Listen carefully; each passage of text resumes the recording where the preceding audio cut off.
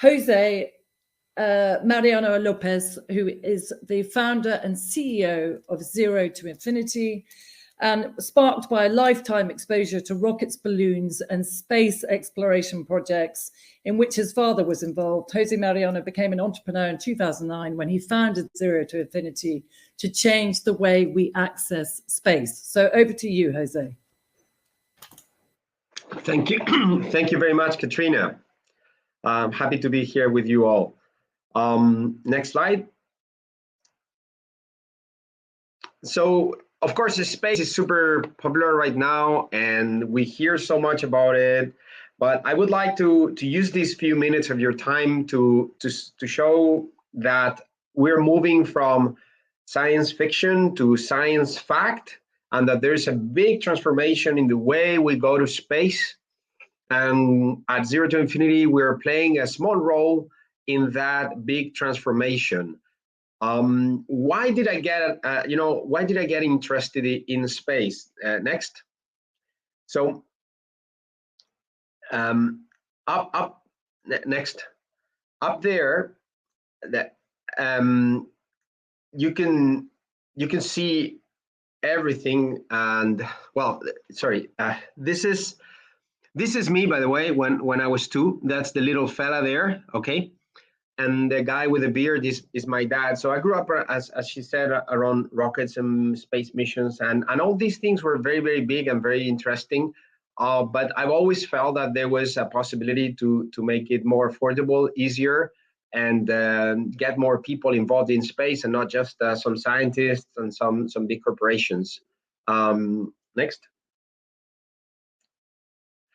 So why should you care? Why is space important?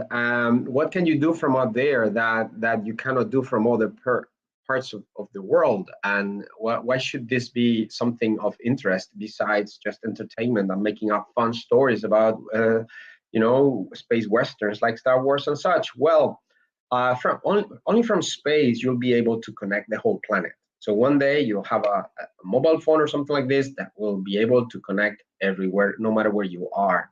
This is not yet the case, but this can only happen from very high up, because we're not going to be putting fiber on the sea or on loosely populated areas. You can also monitor. We hear a lot about emissions, climate change, etc., and piracy and human trafficking and all sorts of things, and security.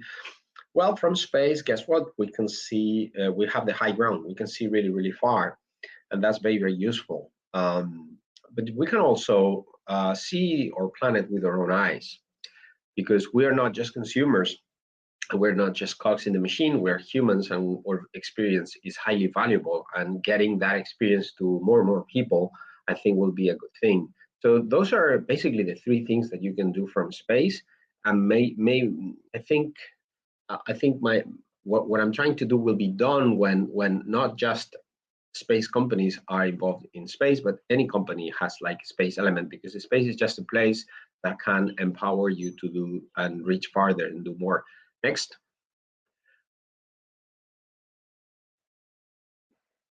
So traditionally, things were very big and they took a long time, and they had to have the requirements set up in the beginning. Okay, so you would have to say, okay, this has to be able to take this much mass and to go to this orbit, etc. And these were projects that typically were one-off, lasted many, many years, and costed hundreds or even billions.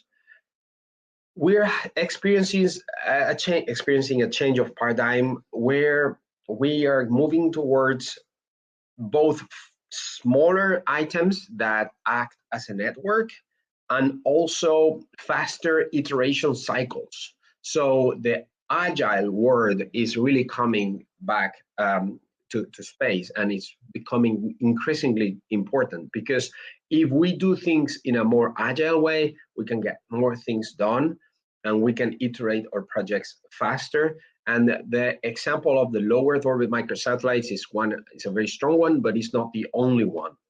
And this change of paradigm is enabling the space sector to grow really, really fast compared to what's been happening in the last few years. And these kind of skills from the software world, or even applying some of the methods of the software world, are important to the development of the space industry in the current day. Next. So let me talk a little bit about what I am doing with Zero to Infinity. So traditionally, space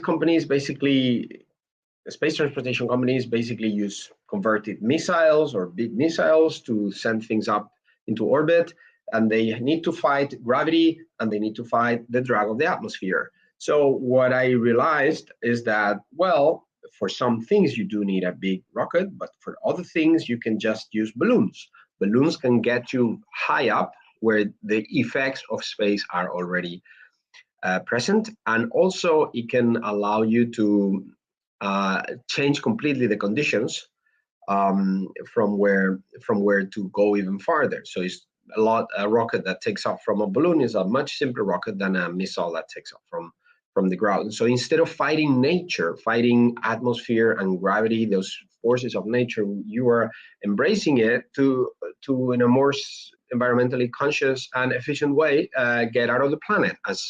And it may not be great to attack another country, but it's great if you just want to place your items up there and make space useful. And I'm going to show you a couple of examples of how we're doing this next.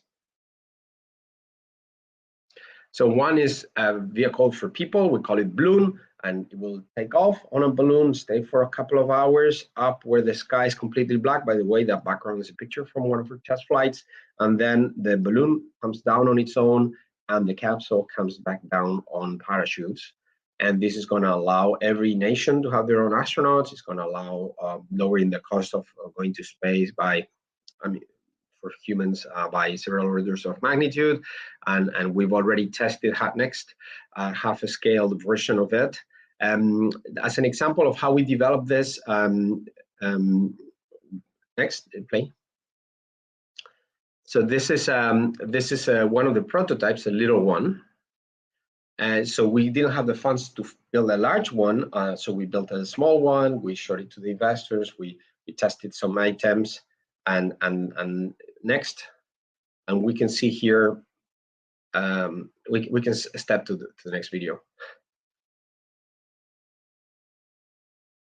Can we play next? Yeah. Yeah, just wanted that clip. Next.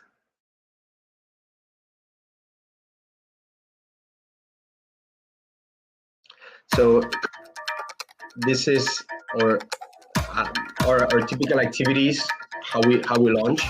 Give you a glimpse, and here at the end we're gonna see an example of the larger payload that we've been testing that will be able to take passengers. So these are launches from the sea, launches from the ground for all sorts of different customers, taking cameras, taking that thing that you saw there. That was the prototype, that one there, that will take passengers. So we move next one. We also have a patent on, as I said, a more efficient way to launch satellites, and it's basically taking a rocket up on a balloon to the edge of space and then firing the rocket, and that makes the rocket more easy to reuse and has about 10 times less parts than a rocket being launched from the ground. Have a patent on this. And again, we're raising capital to build this at scale and have a bunch of these Blue Star devices launching satellites for everyone. But as an example of this new kind of paradigm, we built a small scale version, next slide, and tested it and launched it from the edge of space. So here we can press play and see how the device launches. As you can see, the sky is completely black. It's a totally different environment. It has nothing to do with launching from the ground. You're like halfway there, and makes it super efficient to reach orbit from there. So this is a scale version. It's an example of how you can, with relatively little capital in the world of today, get a lot of things done, and the opportunities are really, really big. So next is just my contact information. I'd be super happy if any of you have some space ideas or want to reach out and share some point of views or are interested in space. That's I'm on WhatsApp, and that's my email. And thank you very much for giving me the opportunity to share a little bit what we're doing and where the space sector is going to. Thank you.